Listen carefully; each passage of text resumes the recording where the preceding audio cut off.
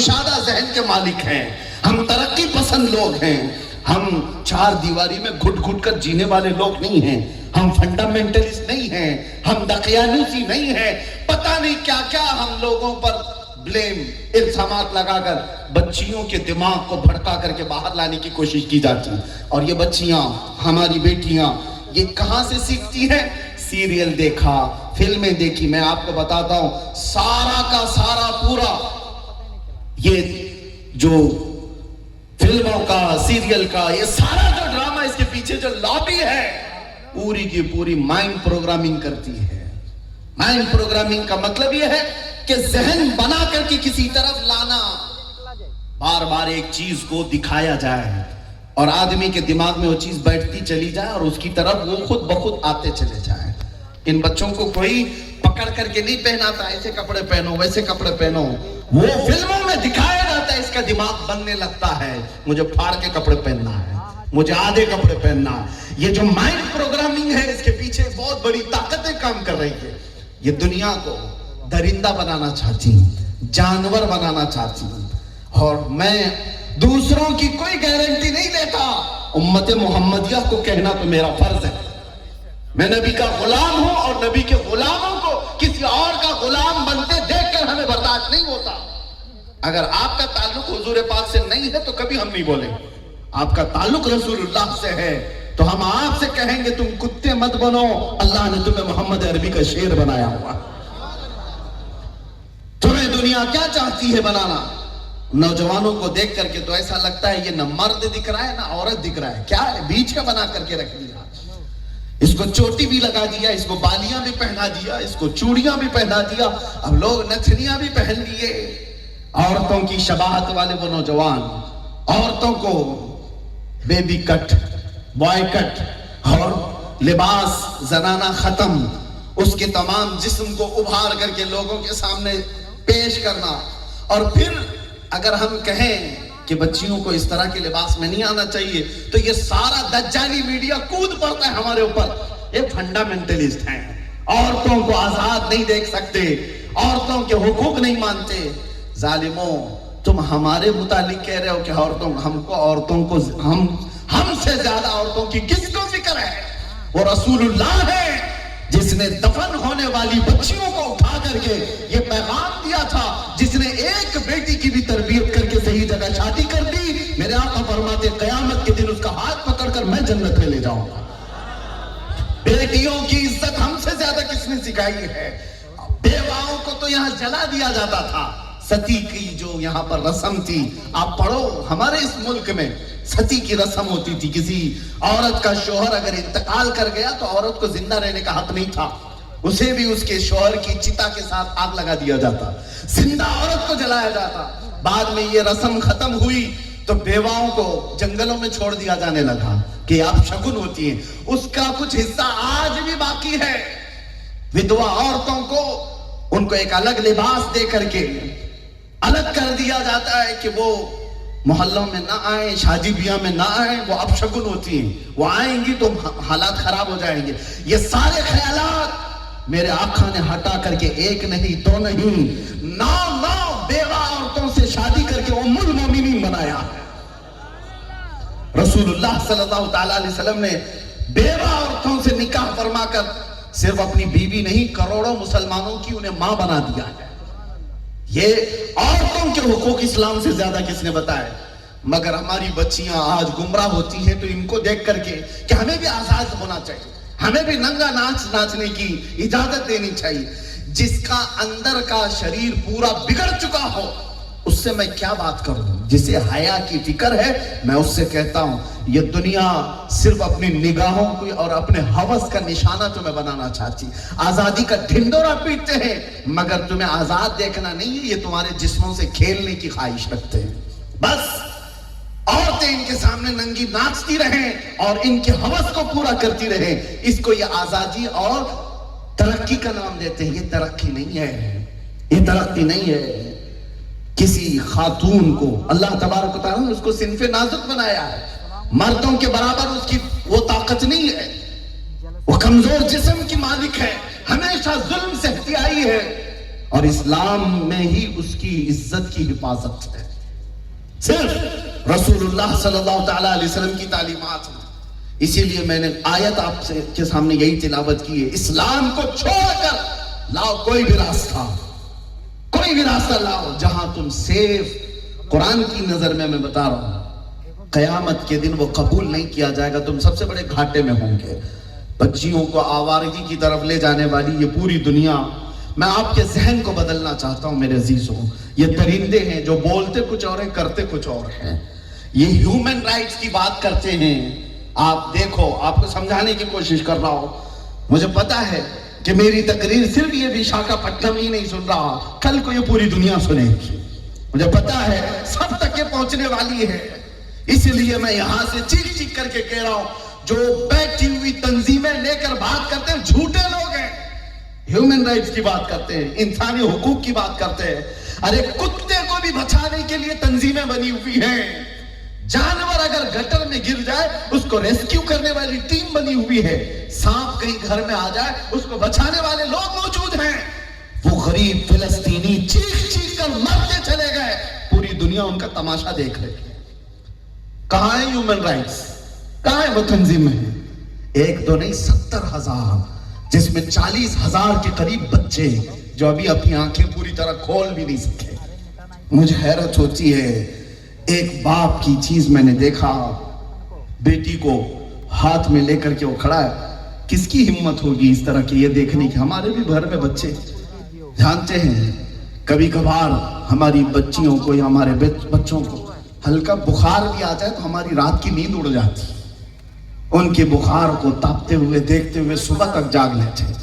مگر حیرت کی بات ہے, ایک باپ کو دیکھا میں نے فلسطین کا, غزہ کا, چھوٹی سی 4 سال کی بچی کو گود میں لیا ہوا ہے, جس کے اوپر بم گرنے کی وجہ سے جسم جلا ہوا ہے, پیر کی چمڑی لٹک رہی ہے, اور ابھی وہ زندہ ہے, اپنے باپ کو ہاتھوں میں دیکھ رہی ہے. جسم جلا ہوا ہم دیکھ نہیں پاتے, کھانا نہیں کھایا جاتا یہ حالات دیکھ کر.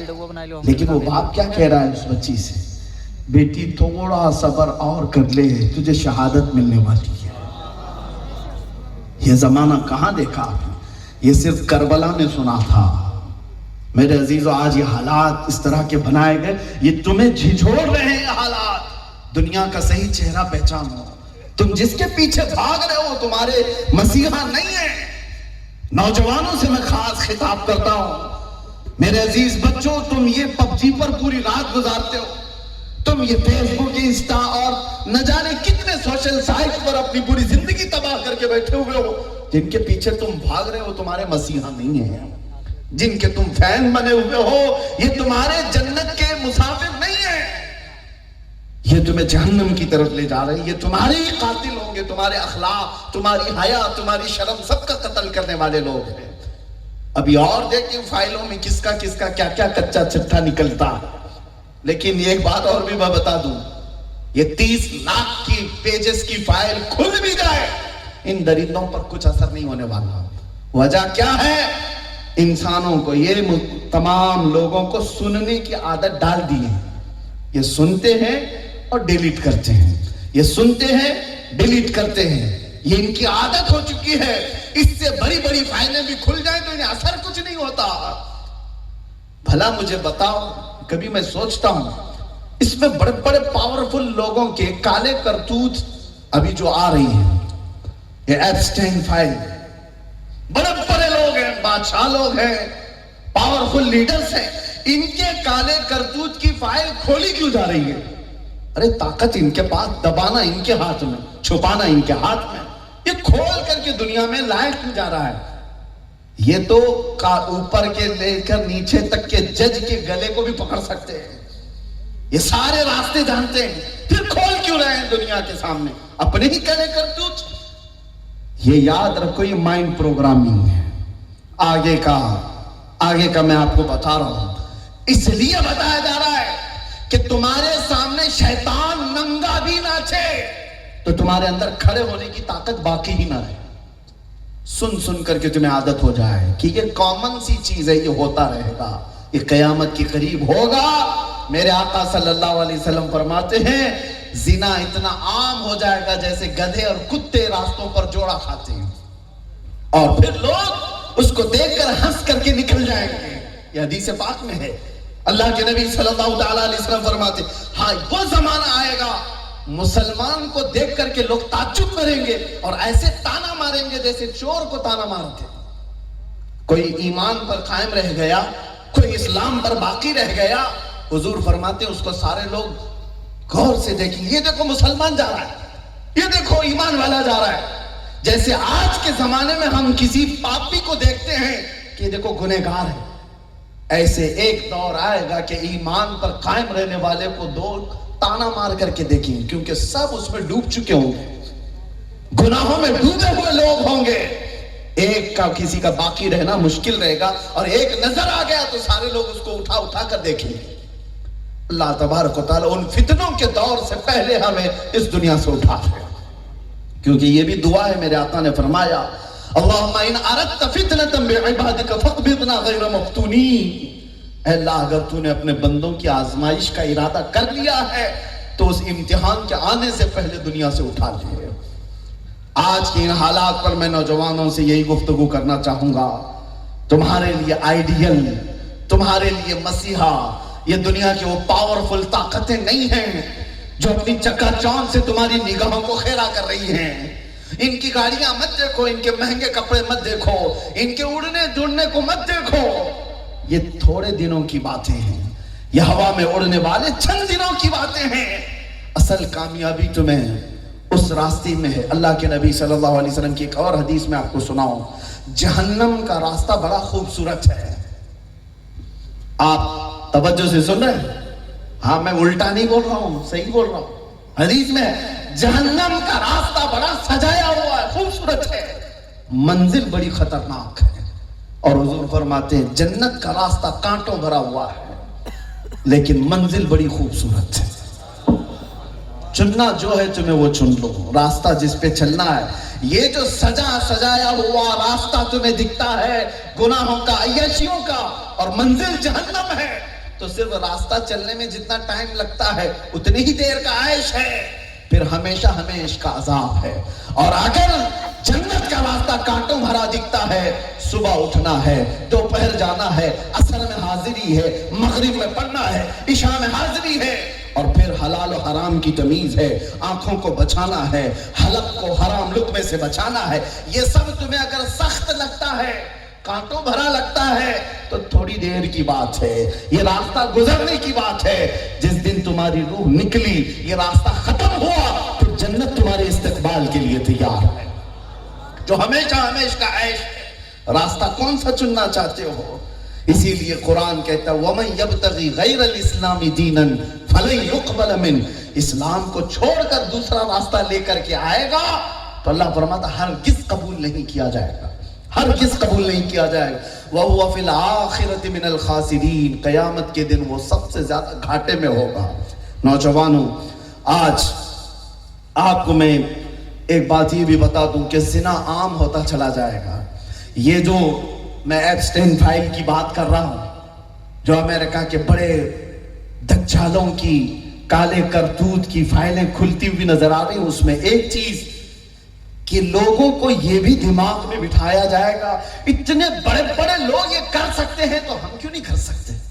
چھوٹے لوگ بھی کرنے لگ جائیں، عام لوگ بھی اس میں آ جائیں، بڑے بڑے لوگوں کے یہ کالے کرتوت کھول کر کے دنیا کو بتایا جائے، اور وہ بے شرم یوں ہی گھومتے رہیں گے، ایسے لگے جیسے کچھ ہوا ہی نہیں۔ تمہارے سامنے زنا کے راستے سجا دیے جائیں گے، تمہارے سامنے نشہ کے اڈے سجا دیے جائیں گے۔ اب وہ زمانہ آ رہا ہے جہاں تمہیں حلال اور حرام میں تمیز کرنا مشکل ہو جائے گا، اتنا مشکل ہو جائے گا کہ ہتھیلی پر انگارہ لے کر کھڑا ہونا آسان ہے، اس سے زیادہ مشکل ہو جائے گا۔ اس لیے آج سے چند چیزوں کی پابندی کر لو۔ میرے آقا صلی اللہ علیہ وسلم نے زنا سے روکنے کے لیے جو فرمایا، قرآن کی آیت پہلے پڑھ دوں۔ اللہ فرماتا ہے قُلْ لِلْمُؤْمِنِينَ يَغُضُّوا مِنْ أَبْصَارِهِمْ، اے محبوب آپ ایمان والوں سے کہہ دیں کہ اپنی نگاہیں نیچی رکھیں، اپنی آنکھوں کو بچا کر رکھیں، وَيَحْفَظُوا فُرُوجَهُمْ، اور اپنی شرمگاہوں کی حفاظت کریں۔ اور اللہ کریم قرآن پاک میں جو کامیاب مومنوں کی بات کرتا ہے قد افلح المؤمنون، اس میں بھی یہ ذکر ہے والذین هم عن اللغو معرضون والذین هم للزکاة فاعلون والذین هم لفروجهم حافظون. قد افلح المؤمنون الذین هم فی صلاتهم خاشعون. 18ویں پارے کی یہ شروعات ہے. اللہ فرماتا ہے وہ ایمان والے کامیاب ہیں جو اپنی نمازوں میں گڑ گڑاتے ہیں اور جو بے حیائی سے منہ پھیر لیتے ہیں، زکوٰۃ کو پورا کرتے ہیں اور اپنی شرمگاہوں کی حفاظت کرتے ہیں. نبی آخر الزمان صلی اللہ علیہ وسلم فرماتے ہیں من یضمن ما بین لحییہ وصدغیہ اضمن لہ الجنہ او کما قال رسول اللہ صلی اللہ علیہ وسلم.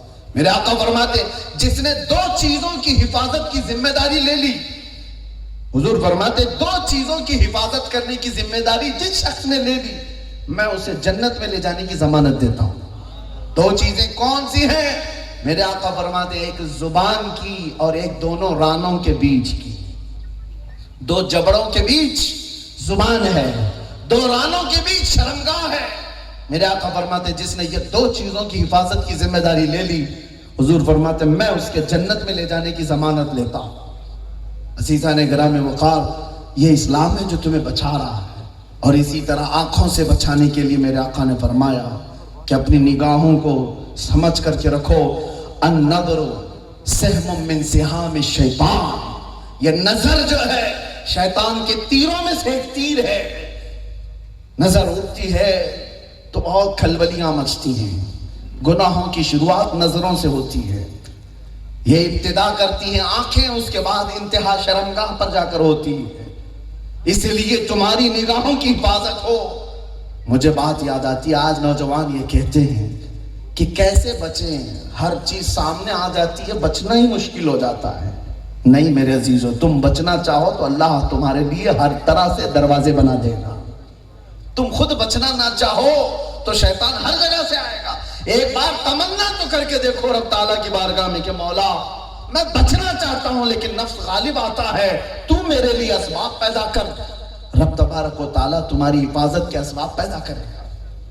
ایک بزرگ کے بارے میں نے پڑھا تھا، یہ بصرہ کے رہنے والے عراق کے نوجوان تھے، عبداللہ نام تھا، اور بڑا حسین و جمیل نوجوان، خوبصورت نوجوان. کپڑے کی دکان میں کام کرتا تھا. اتفاق سے ایک بڑی پیسے والی عورت اس پر فدا ہو گئی. بڑا محل تھا اس کا، عیاش عورت تھی، بڑے برے کردار کی مالک تھی. ایک دن وہ گزر رہی تھی، اس نوجوان پر نظر پڑی. اس نے سوچا کہ اس نوجوان کو حاصل کرنا ہے. عورتیں بھی کبھی اگر حد پار کر جائیں تو وہ پتہ نہیں کیا سے کیا بن جاتی ہیں.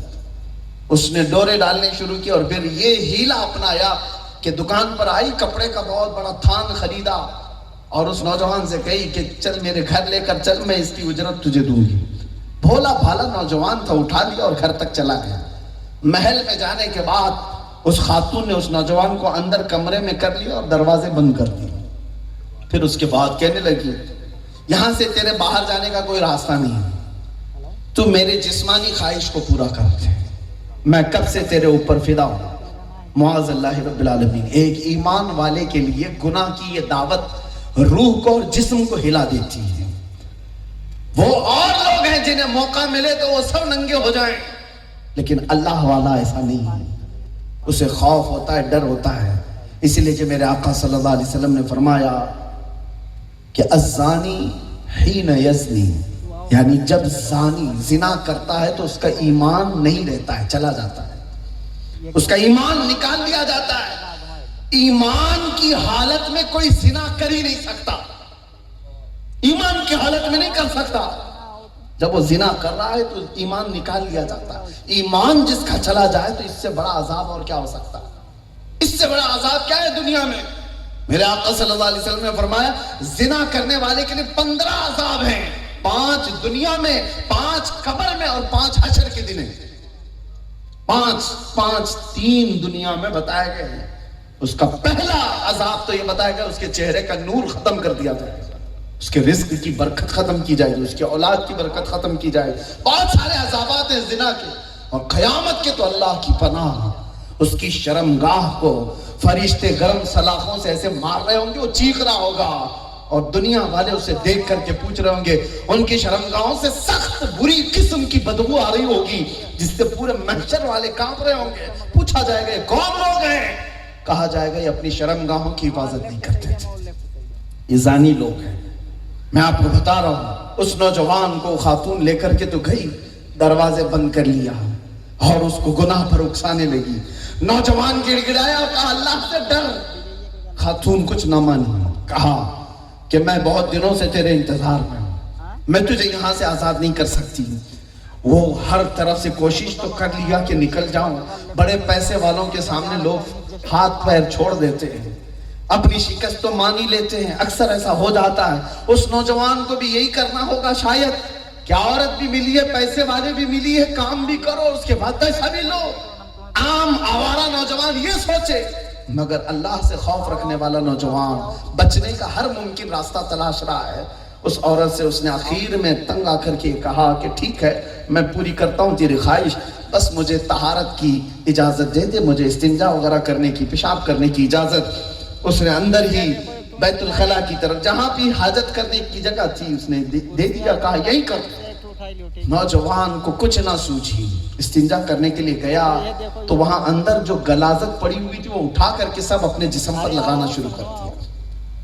جو غلاظت چہرے پر بھی لگایا, سر پہ بھی لگایا, گندی غلاظت کوئی ہاتھ میں نہیں لیتا, وہ جسم پر لگا دیا. باہر آیا اور اس خاتون سے کہا دیکھ, وہ گندی بدبو سے پورا کمرہ مہک رہا تھا. وہ عورت چیخنے لگی کہ یہ پاگل ہے, یہ دیوانہ ہے, میرے گھر میں کہاں سے آ گیا. دروازے کھولا اور بھگا دیا. سارے سپاہیوں سے, اس کے کام کرنے والوں سے کہا اس کو نکالو جلدی سے جلدی یہاں سے. سبوں نے اس کو مار کے نکالا.